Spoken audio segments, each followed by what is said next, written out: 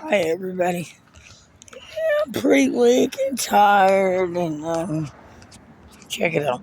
Seeing that you saw my post, and you know that I'm losing eyesight in the left eye.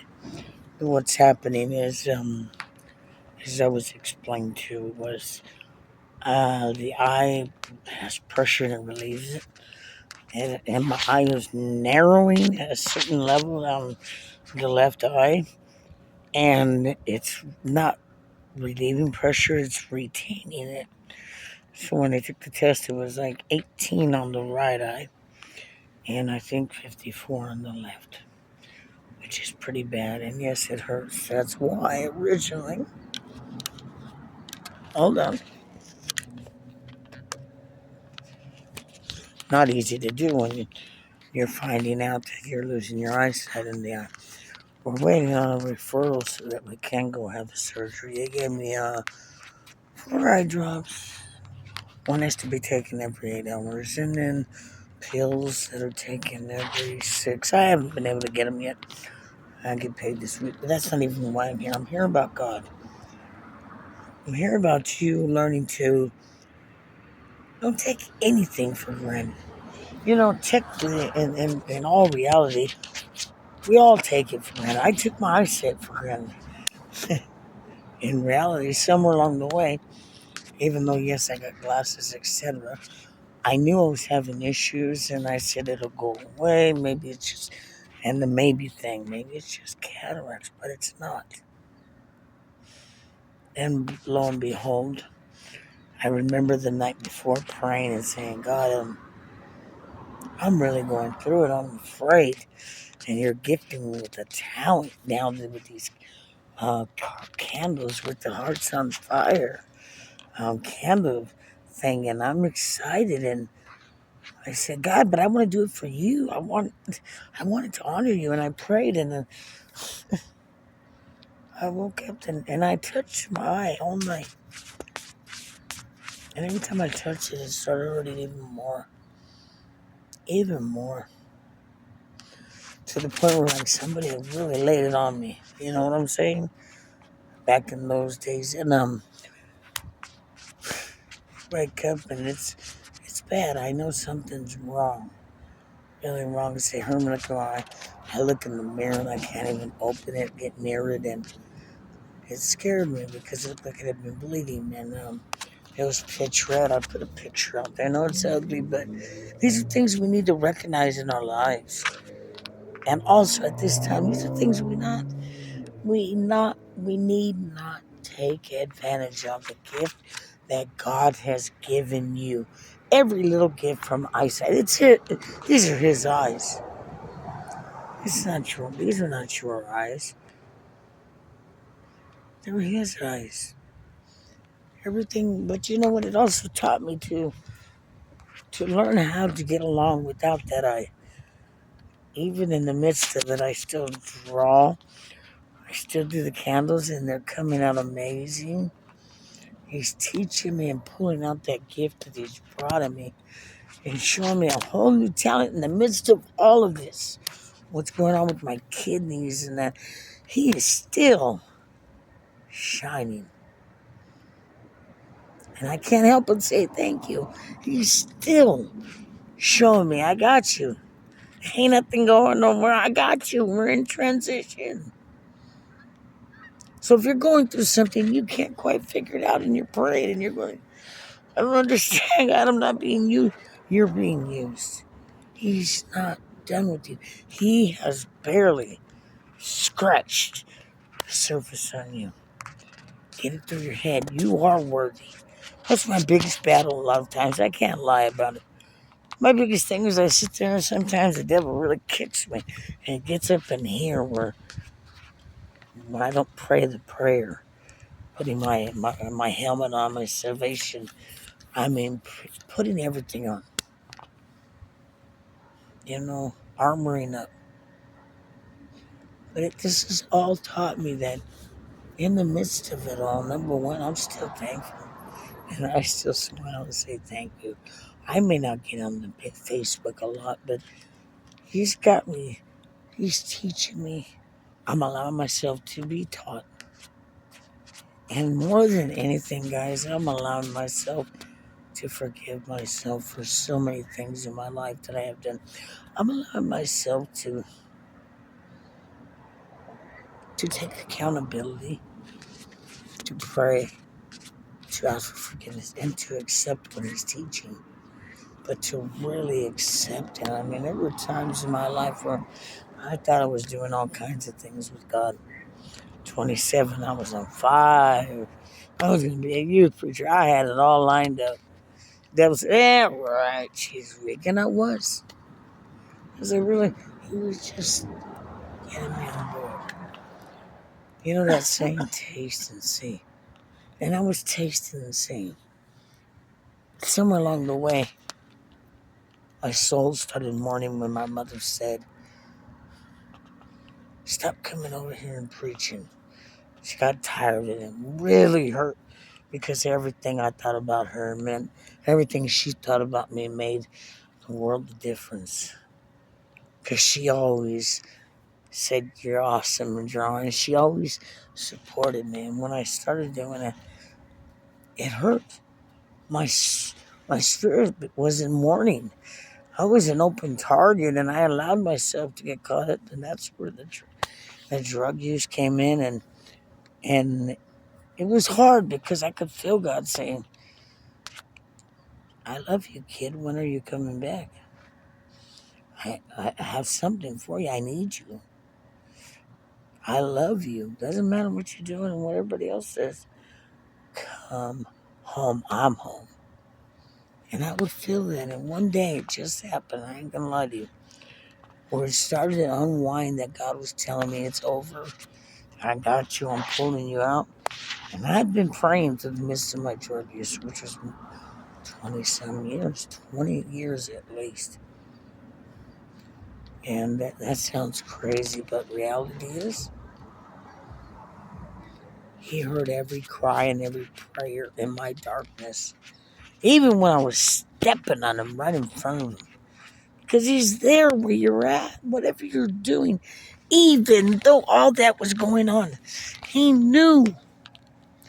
I went one day and I went in the bedroom. I just had my son. He was not even 2 years old. Cutest little guy I'd ever met.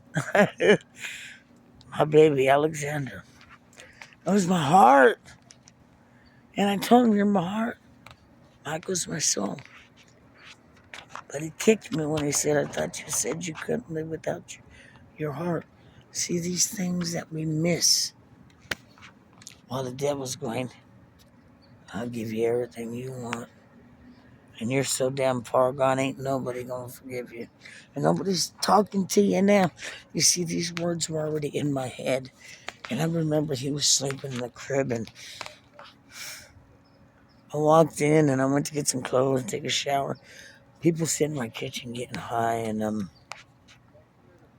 these are things God has delivered me from, that He saved me from. Forgive me. And listen to this one.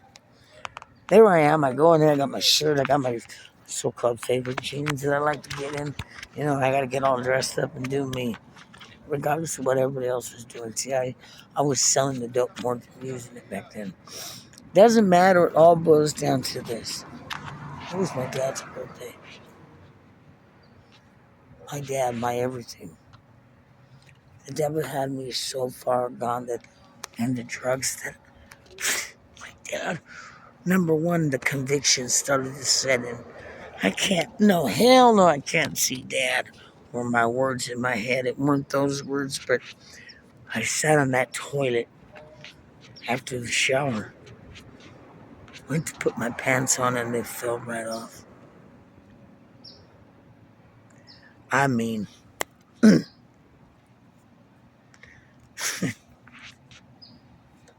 I put the shirt on and it just looked horrible on me. Couldn't find my, my upper extremities, which were pretty well endowed, and um, my flesh was losing sight of flesh, and God was already setting in, going. And I looked in the mirror and I had wet hair and I was trying to comb it, and I looked, but I couldn't see Gina. Gina was gone. I don't even know who I was looking at. My dad's birthday. I ain't never missed a birthday. Ever. And I mean EVER. And I'm telling you this, I'm going to finish in a minute for a reason. If you've ever been in such a situation or if you're in one at this moment and this story sounds like you and I got be drugs, just whatever you're in, just finish listening. And I cried because I wrapped my hand like this around the wrist. You know how we do to see what size we are or whatever. I wrapped it completely. I was never able to do that because I loved the weights. I was athletic. I was big. I don't mean fat. I was big. I came out and looked at everybody and said, pants don't fit. And they kind of all had this really messed up look.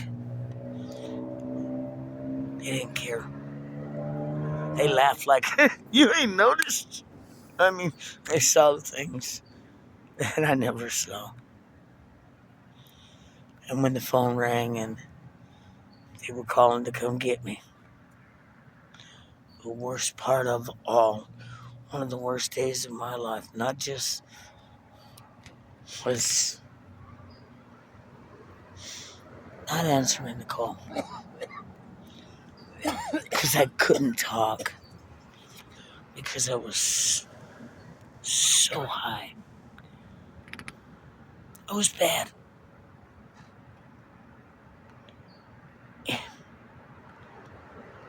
I could not answer the phone and I missed my dad's birthday. First one ever in my life. I am 28 years old. Wow. I sat there like this, God help me. And I said, help me, God. Help me, God. Or kill me. I said, help me or kill me. Those were my words that day. Sorry, I got to put him back on the eyes hurting. And I said that, and I came out and I said, everybody get the hell out of my apartment. They all looked at me funny. God was waking me up at that very moment. He had heard every prayer, even in my darkest moments while I was going through it, while I was stepping on him, disobeying him, not taking care of his temple, disregarding any word in the Bible. I mean, reality was I was going. In fact, I already had signed on the dotted line to give the devil my soul. It was there. I mean, and I want you to think about these things because not just then,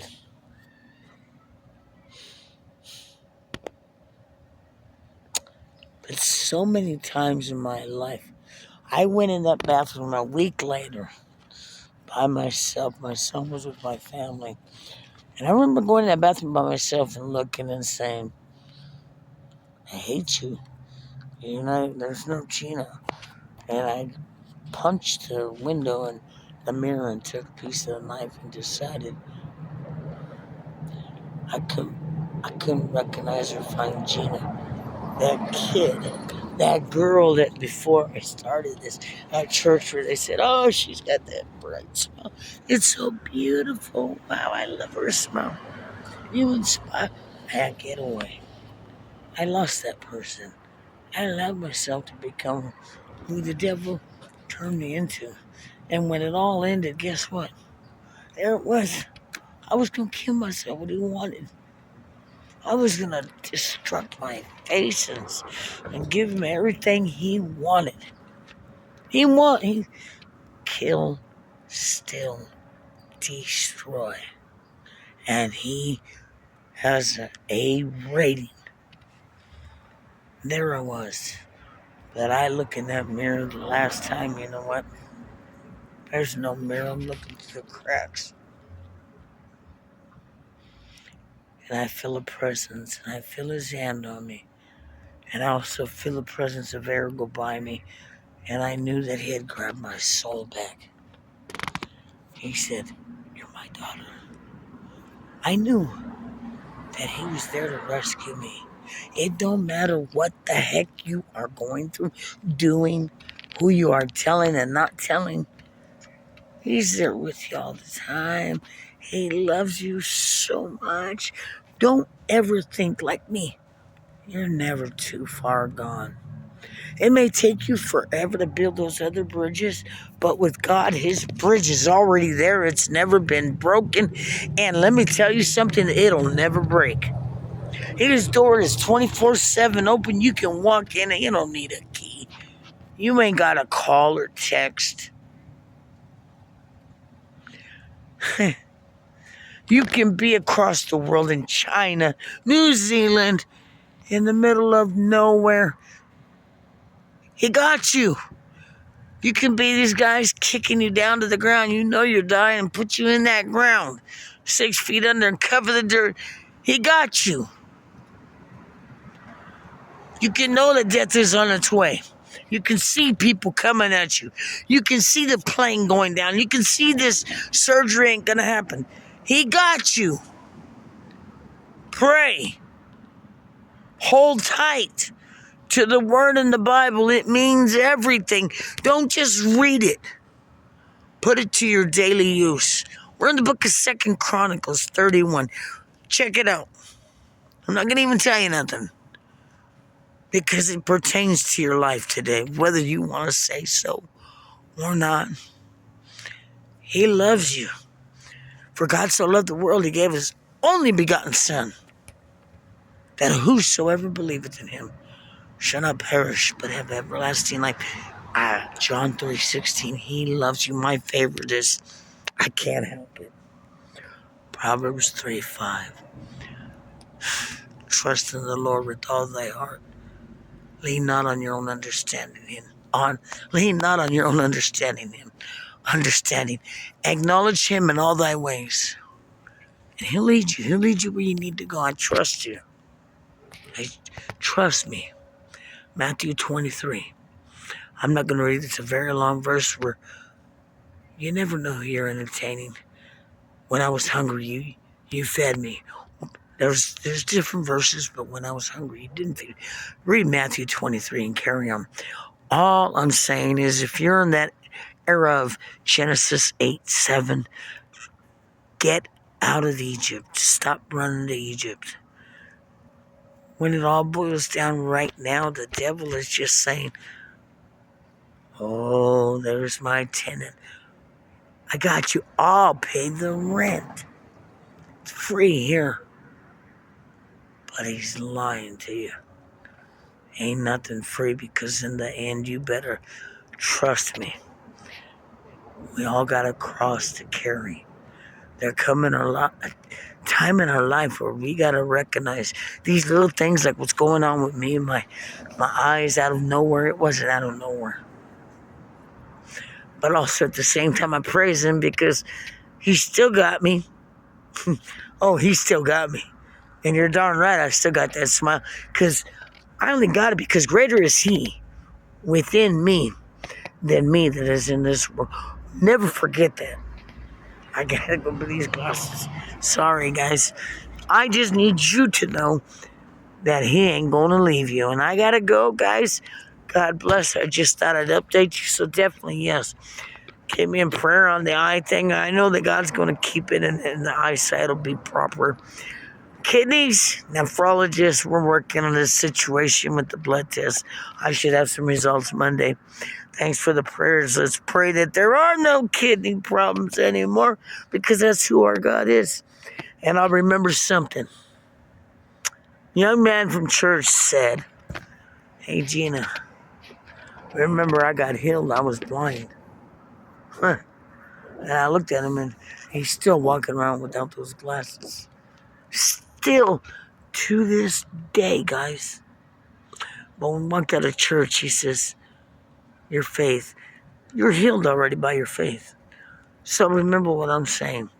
It don't matter what you're going through. I love you guys. I apologize I'm not on there a whole bunch, but I'm letting God do what he needs to do.